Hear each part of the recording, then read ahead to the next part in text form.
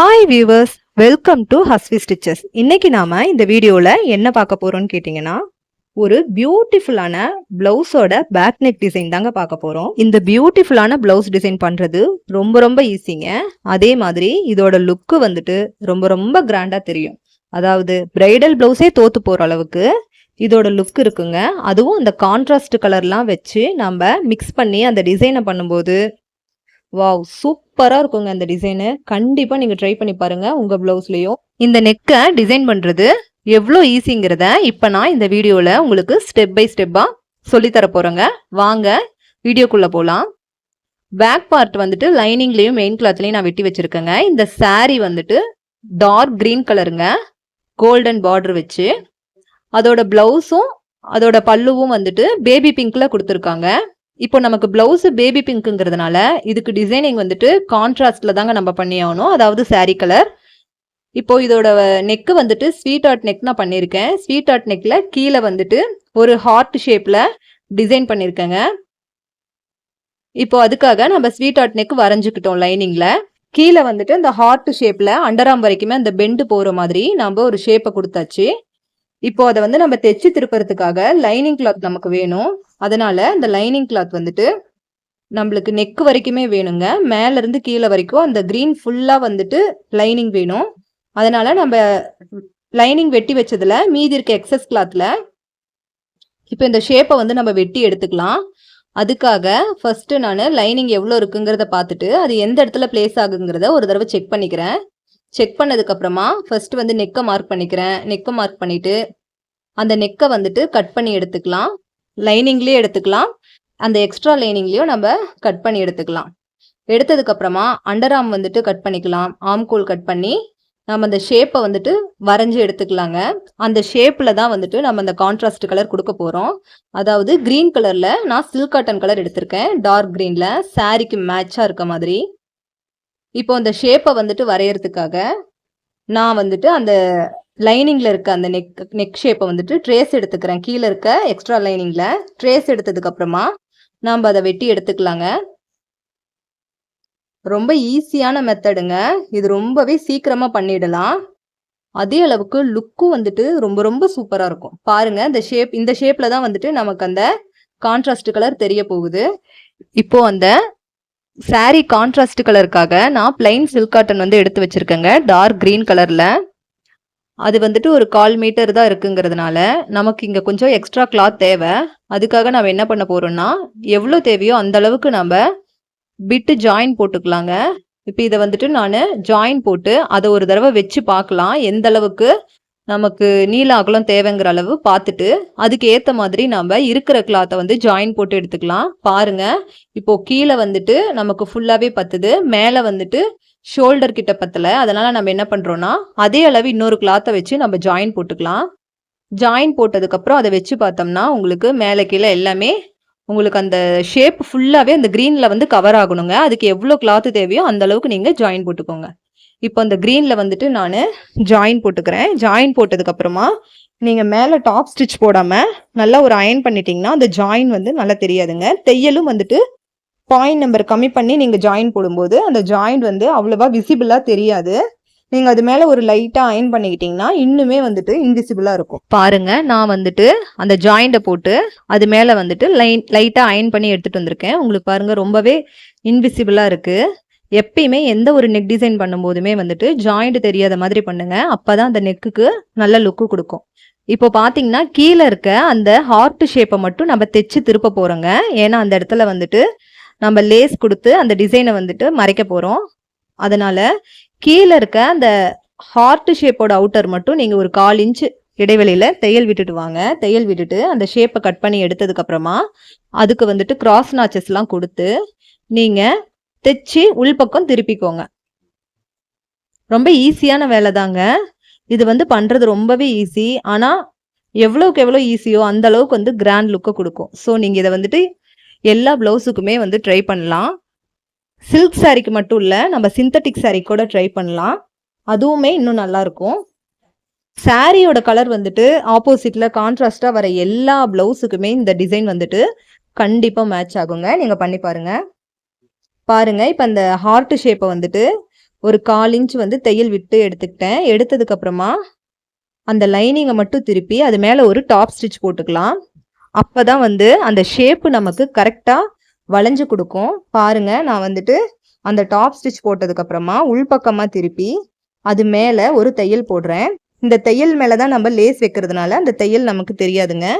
அதனால நம்ம தாராளமாக அந்த தையலை போட்டுக்கலாம். இப்போ அந்த தையல் போட்டதோடு நிற்காம நம்ம அப்படியே சுற்றிலும் இருக்க அவுட்டரெல்லாம் வந்துட்டு நம்ம ஸ்டிச் போட்டு எடுத்துக்கலாம். இன்னும் நம்ம நெக்கை எதுவும் ஃபினிஷ் பண்ணலைங்க. இப்போ கீழே இருக்க அந்த ஹார்ட் ஷேப்பை மட்டும்தான் ஃபினிஷ் பண்ணியிருக்கோம். நெக்கை வந்துட்டு அந்த ப்ளவுஸில் அட்டாச் பண்ணும்போது தான் வந்து நம்ம தைச்சு திருப்ப போகிறோம். பாருங்க, இப்போ ஃபுல்லாக சுற்றிலும் இருக்க அவுட்டருக்குலாம் வந்துட்டு தையல் போட்டாச்சு. லைனிங் வந்து அந்த இடத்துல மட்டும் கொஞ்சம் பத்தலைங்க. அதனால் ஒன்றும் பிரச்சனை இல்லை, அது உள்ளே தான் போகுது.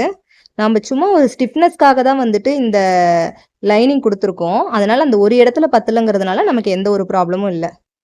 ஏன்னா நம்மக்கிட்ட அவ்வளோதான் கிளாத் இருந்துச்சு. லைனிங் வந்துட்டு கஸ்டமர் அவ்வளோதான் கொடுத்ததுனால நாம் அந்த இடத்துல கொஞ்சம் ஜாயின் பண்ணுங்கிற அவசியம் இல்லை, அது உள்ளே போயிடுறதுனால. பாருங்கள், இப்போ தைச்சு திருப்பியாச்சு. இதை வந்து நம்ம ப்ளவுஸில் வச்சு நெக் ஷேப்பை எப்படி தைச்சு திருப்போமோ அந்த மாதிரி திருப்பிக்கலாம். இப்போ இதையுமே வந்து ஒரு லைட்டாக அயன் பண்ணி எடுத்துக்கிட்டேங்க. பாருங்கள், ரொம்ப நீட்டாக தெரியுது அந்த டிசைனு. நீங்களும் எப்பயுமே எல்லா ஒரு டிசைன் பண்ணதுக்கப்புறமே ஒரு லைட்டாக அயன் பண்ணி எடுத்துக்கோங்க. லைட் ஹீட்டில் அயன் பண்ணும்போது உங்களுக்கு கிளாத்துக்கு எந்த டேமேஜும் வராதுங்க. சேம் டைம் உங்களுக்கு அந்த ஃபினிஷிங்கும் வந்து ரொம்ப நீட்டாக இருக்கும். அதனால் நீங்கள் லைட் ஹீட்டில் அயன் பண்ணி எடுத்துக்கோங்க. எடுத்ததுக்கப்புறமா இப்போ அந்த நெக் ஷேப்பை வெட்டி எடுத்துக்கலாம். வெட்டி எடுத்துட்டேன். எடுத்ததுக்கப்புறமா நம்ம மெயின் கிளாத்தில் வச்சு இதை அட்டாச் பண்ணிக்கலாங்க. இன்னும் நம்ம லைனிங் எதையும் ஜாயின் பண்ணலை. நம்ம லைனிங் ஜாயின் பண்ணுறதுக்கு முன்னாடியே இதெல்லாம் வந்து அட்டாச் பண்ணும்போது இது எல்லாமே மெயின் கிளாத்தில் தான் உங்களுக்கு இந்த ஸ்டிச்சஸ் எல்லாம் தெரியும். லைனிங் பக்கம் உள் பக்கமாக எந்த ஒரு ஸ்டிச்சுமே தெரியாதுங்க. ரொம்பவே நீட்டாக இருக்கும். இது பொட்டிக் ஃபினிஷிங் மெத்தடில் வந்துட்டு நான் இந்த நெக்கை பண்ணியிருக்கேன். பாருங்கள், இதை மெயின் கிளாத்தில் வச்சு ஃபஸ்ட்டு தைச்சிக்கலாம். தைச்சதுக்கப்புறமா இந்த நெக் ஷேப்பை வந்து லைனிங்கை வச்சு தைச்சு திருப்பிக்கலாம் எப்பயும் போல். அப்படி பண்ணும்போது உங்களுக்கு லைனிங்கில் எந்த ஒரு ஸ்டிச்சஸுமே உள்ளே தெரியாது. நார்மலாக ரா நெக் மட்டும் வச்சு எப்படி ஃபினிஷ் பண்ணுவோமோ அந்த மாதிரி தான் இருக்கும். ஸோ இந்த மெத்தடில் நீங்களும் ட்ரை பண்ணுங்கள். இது ரொம்பவே ஈஸி தான். எந்த ஒரு ரிஸ்க்குமே இல்லாமல் ஈஸியாக சொதப்பல் இல்லாமல் பண்ணுற மெத்தடு தான். அவ்வளோதாங்க. இப்போ வந்துட்டு இந்த பீஸை வந்துட்டு இதில் அட்டாச் பண்ணி எடுத்துட்டாச்சு. இப்போது நெக்கோட எக்ஸஸ் எல்லாம் கட் பண்ணி எடுத்துக்கலாம். எடுத்ததுக்கப்புறமா லைனிங்கை வச்சு எப்படி இதை வந்து தைச்சு திருப்புறோங்கிறத இப்போ பார்க்கலாம். எப்பவும் போல் நெக்குக்கு மேலே லைனிங்கை வச்சு ஒரு 1/4 இன்ச் கேப்பில் தையல் விடுவோம் இல்லையா, நெக்கை சுற்றிலும் அவுட்டரில், அதே மாதிரி தாங்க. நார்மலாக நெக் ஷேப் நம்ம எப்படி தைச்சு திருப்புவோமோ அதே மெத்தடு தான். ரொம்ப ஈஸி தான். இப்போ நான் பாருங்கள், 1/4 இன்ச் கேப்பில் வந்துட்டு நான் தையல் சுற்றிலும் விடுறேன். விட்டதுக்கப்புறமா நாம் கிராஸ் நாச் கொடுப்போம் இல்லையா, எல்லா நெக்குக்குமே வந்துட்டு கிராஸ் நாச் கொடுக்குற மாதிரி இதுக்கும் கொடுத்துக்கோங்க. ஆனால் இதுக்கு கட்டாயம் நீங்கள் கிராஸ் நாச் கொடுக்கணுங்க. கொடுக்கும்போது தான் வந்து அந்த கர்வ் ஷேப்லாம் வந்துட்டு கரெக்டாக உங்களுக்கு ஃபினிஷிங்கில் கிடைக்கும். பாருங்கள், நான் கிட்ட கிட்ட கொடுக்குற மாதிரி நீங்கள் அந்த கிராஸ் நாச் எல்லாம் கொடுத்துருங்க. கொடுத்ததுக்கப்புறமா நம்ம லைனிங்கை திருப்பி டாப் ஸ்டிச் போடுறோம். இந்த டாப் ஸ்டிச் எதுக்குன்னு கேட்டிங்கன்னா, நீங்கள் உள்பக்கமாக திருப்பும்போது லைனிங் வந்துட்டு வெளியில் எக்ஸஸாக தெரியாமல் இருக்கணுங்கிறதுக்காக தான் இந்த டாப் ஸ்டிச் போடுறோம். எல்லா இதுலேயுமே போட முடியுமான்னு கேட்டால் அது முடியாதுங்க. ஒரு சில நெக்கில் வந்து இந்த டாப் ஸ்டிச் கண்டிப்பாக போட்டு தான் ஆகணும். இப்போ கிட்ட கிட்ட கர்வ் ஷேப் வர மாதிரி வருது இல்லைங்களா, இந்த ஸ்கேலப் டிசைன், இன்னும் நிறைய வெரைட்டியான டிசைன்ஸ்க்குலாம் வந்துட்டு நம்ம கண்டிப்பாக இந்த டாப் ஸ்டிச் போட முடியாதுங்க. அதுக்கு கிராஸ் நாச் மட்டும் கொடுத்துட்டு நம்ம அப்படியே திருப்ப வேண்டியது தான்.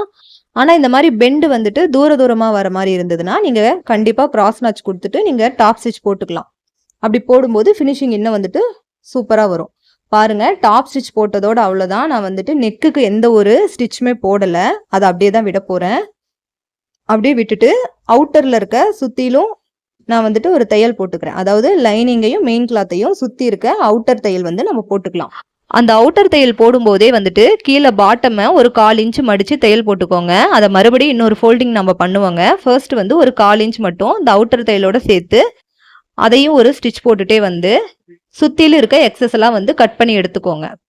எடுத்ததுக்கப்புறமா நம்ம பாட்டம் வந்துட்டு ஒரு இன்ச்லேருந்து 1.25 இன்ச் வரைக்கும் மடிக்கலாங்க. மொத்தமாக நம்ம அதுக்கு எவ்வளோ விடுவோம்னா 1.5 இன்ச் விடுவோம் கீழே. அதை 1/2 இன்ச் அண்டு 1 இன்ச்சாகவும் மடிச்சுக்கலாம், இல்லை 1/4 இன்ச் அண்டு 1.25 இன்ச்சாகவும் நம்ம மடிச்சுக்கலாம். நமக்கு எந்த அளவுக்கு பாட்டம் வந்துட்டு நமக்கு எந்த அளவுக்கு அந்த ஸ்டிஃப்னஸ் தேவையோ அந்த அளவுக்கு நம்ம மடித்து தையல் போட்டுக்கலாங்க. அதாவது அந்த 1.5 இன்ச்சுக்குள்ளே நம்ம எப்படி வேணாலும் அதை ஃபோல்டிங் பண்ணிக்கலாம். இப்போ ஃபுல்லா வந்துட்டு ஃபினிஷ் பண்ணி முடிச்சாச்சுங்க. பாருங்க, இது வந்துட்டு பிளைனா இருக்கும் இந்த நெக் டிசைன்.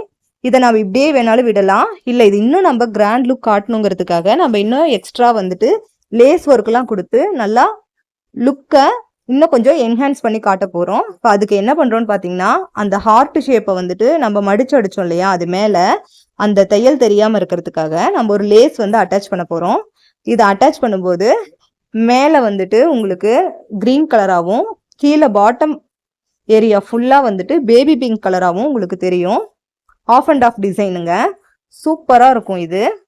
அந்த ஹார்ட் ஷேப்போட அவுட்லைன் ஃபுல்லாகவே வந்துட்டு அந்த லேஸ் வச்சு கவர் பண்ண போகிறோம். லேஸ் என்ன கலர்னு பார்த்தீங்களா, அந்த கான்ட்ராஸ்ட் கலர் தாங்க. இப்போ இதில் பார்டர் வந்துட்டு கோல்டு வரதுனால நான் லேஸ் வந்துட்டு க்ரீன் வித் கோல்டு இருக்க மாதிரி எடுத்திருக்கேன். நீங்கள் எந்த கலர் வேணாலும் யூஸ் பண்ணிக்கலாம். இப்போ பேபி பிங்க் வித் க்ரீன் வர மாதிரி யூஸ் பண்ணிக்கலாம். அது வந்து அந்த அளவுக்கு நமக்கு லுக்கு கொடுக்காது இல்லைங்களா. இந்த க்ரீனில் இருக்க பிரைட்னஸ் வந்து அந்த பேபி பிங்க்ல வந்துட்டு கிடைக்காதுங்கிறதுனால நான் க்ரீன் வந்து யூஸ் பண்ணியிருக்கேன். உங்களுக்கு எது சாய்ஸோ அதை நீங்கள் பண்ணிக்கலாம்.